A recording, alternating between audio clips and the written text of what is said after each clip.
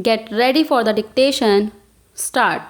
Sir, I am a great believer in the public sector, and I have often said in this house that public ownership can take many forms, that it is not necessary for us to think in the old terms of complete nationalization. The British Labour Party has, on this question, done a great deal of hard thinking, and I would therefore say that it is a little disappointing to find that the returns from our public sector concerns are on the low side. Actually, I do not think that the public sector concerns should be condemned for that reason. They are new to their jobs. What about the returns that the private sector concerns give in the first few years of their existence? But we should have a high standard of efficiency in our public sector concerns, and we should make them yield good returns. If that is done, it will be possible for us also to reduce the burden of taxation on all classes of the community. I do not say that the public sector concerns should be run from a commercial point of view only.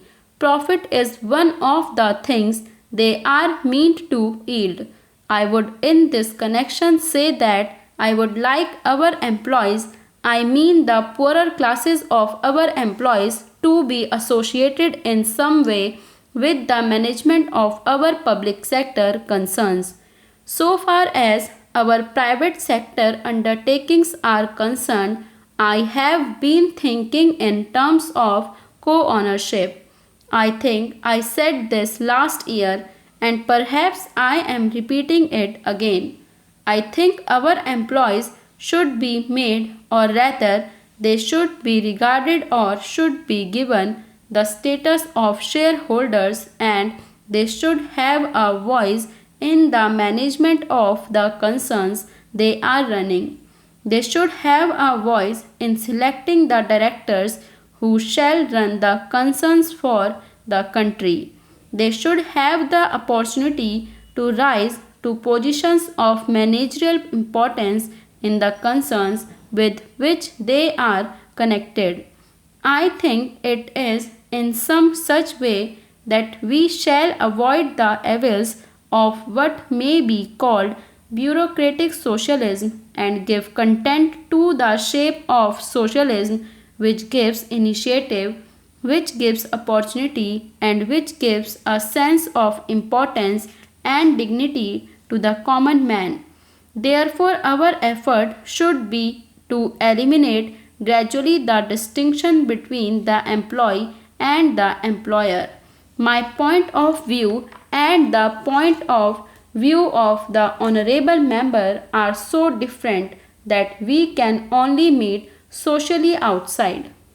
Now, Mr. Vice Chairman, much has been said about foreign capital and foreign technical aid.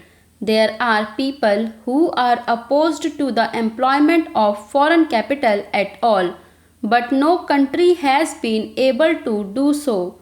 We should, however, be able to employ foreign capital without strings attached to them as we are doing today. So far as foreign technical aid is concerned, we cannot dispense with it. I would like to say that there is a tendency in our country to be content with the second best or the third best. I think that is an unfortunate tendency. We have in the world of technology and in the world of science a great deal to learn from foreign countries. We have to learn a great deal from the United States of America and Russia, and also from France and other countries, and we should be humble in our approach towards this problem. We should be prepared to give to our managerial staff opportunities of acquiring technical knowledge and technical skill in these countries. I will finish in less than a minute. There is this question which has assumed great importance, namely the question of price control. I know this subject raises some difficult questions. We have to consider the position of the farmer who has been exploited for ages by the people of the cities.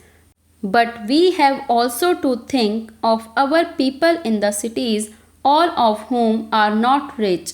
Many of them have to lead very humble lives, and the rise in prices, the rise in the cost of living, particularly in urban areas, is becoming very high. It is therefore necessary for us to have some system of price control. We should have a price stabilization board which should be able to regulate prices in such a manner that they are fair to the farmer and they are also fair to the consumer in the towns. We should eliminate as far as possible the middleman. Then I should like to say that I am glad that the finance minister has given up deficit financing. But the question which arises is how we shall finance our 12th 5-year plan. Methods must be discovered which would enable the financing of the 12th 5-year plan in such a manner as to provide the greatest possible employment to our people. We must attach importance not only to our basic industries and to our heavy industries but to others also.